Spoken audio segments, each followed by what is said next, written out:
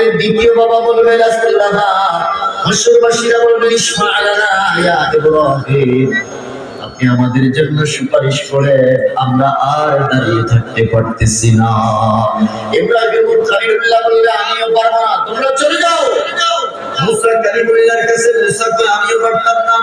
এবার বলে যে তাহলে আমরা কার কাছে যাব? মুসা ডাকতে বলে ও হাসরবাসীরা ঈসা রুহুল্লাহর কাছে যাও। ঈসা রুহুল্লাহ বলবে রাসূলুল্লাহ আমিও পারবো না, আজকে আমি নিজেকে নিয়ে ব্যস্ত, আল্লাহ আমার ব্যাপারে ফয়সালা কি করে আমি জানি না, তবে আমি তোমাদেরকে একটা রাস্তা দেখাইতে পারি যেখানে গেলে পরে তোমাদের জন্য একটা মুক্তির ফয়সালা আসবে। বলে সেই রাস্তাটা কোনটা? বলে ওই যে দেখো সিজদায় পড়ে আছে মুহাম্মদুর রাসূলুল্লাহ। বলেন আল্লাহু আকবার, বলেন আরে জোরে বলেন আল্লাহু আকবার। কষ্ট হচ্ছে আপনাদের, ছেড়ে দিব? প্রেশার দিতে পারতেছি না, খুব কষ্ট হচ্ছে কথাগুলো বলতে। বলে যে ওই যে মুহাম্মদুর রাসূলুল্লাহ সিজদায় পড়ে আছে, ওনার কাছে যাও। হাসরবাসীরা নবী মুহাম্মদুর রাসূলুল্লাহর কাছে যাবেন। আর আমার আল্লাহ ডাকতে বলে নবী আজকের খেলাটাই হলো শেষ খেলা, এটার পরে আর কোনো খেলা চলবে না, হয় জান্নাতি না হয় জাহান্নামী। ও দুনিয়ার মুসলমান, আমার নবী যখন সিজদায় পড়ে উম্মতের মায়া কাঁদবে, আল্লাহ ডাক দেয়া বলবেন নবী আপনি কাঁদেন কেন? বলে আমি যে কেন কাঁদি আপনি ভালো করে জানেন। বলবেন ইরফা রাসাকা, মাথা উঠা। নবী বললেন না আমি মাথা উঠাবো না, আমার উম্মতের ফয়সালাটা কি? বলে ওয়ালা সাউফা ইউতিকা রাব্বুকা ফাতারদা, আমি তো পৃথিবীতে আপনাকে বলে দিয়েছি আপনার উম্মতের ব্যাপারে আমি এরকম ফয়সালা করে রেখেছি। বলে যে না আপনি শুনা। আমার আল্লাহ বলবেন সাল কুল তুসমা, আপনি বলেন আমি শুনবো। উম্মতের ব্যাপারে আপনার কি অভিযোগ আছে, কি চাওয়া আছে আপনি বলেন আমি শুনবো।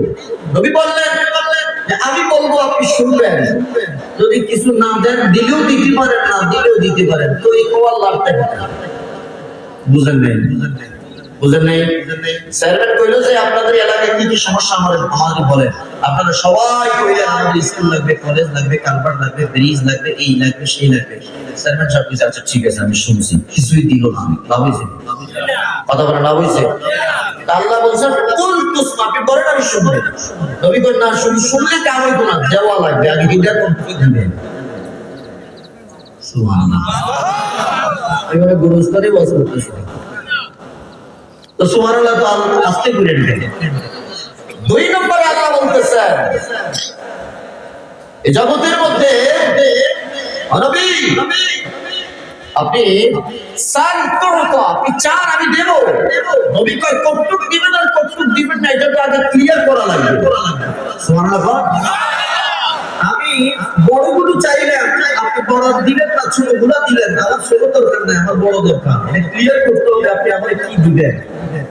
আল্লাহ কয় আপনি বুঝেন না, আমার নবী তো আমি সব বুঝি, তারপরে আপনার মুখ থেকে আমি শুনতে চাই। যতক্ষণ পর্যন্ত ক্লিয়ার না করে ততক্ষণ পর্যন্ত সিজদা থেকে মাথা উঠবে আল্লাহু আকবার। সেদিন যেই নেতার স্লোগান দেন নেতা কই থাকবে মিয়া? যে স্ত্রীর মায় মা বাবাকে ভুলে গেছে, মা বাবাকে গালি দেন, মা বাবাকে কষ্ট দেন, ওই স্ত্রী কোথায় থাকবে?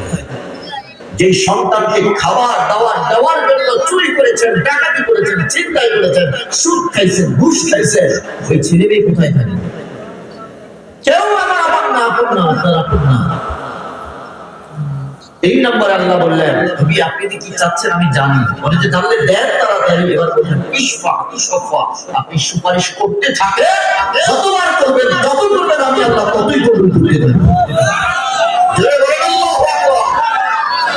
এবার আমার মনে এক ইশারায় ৭০,০০০ বিনা হিসাবে জান্নাত। সুবহানাল্লাহ। অন্য রাওয়ায়াতে এসেছে যে এদের প্রত্যেকের এক একজনের সাথে আরো ৭০,০০০ ফ্রি।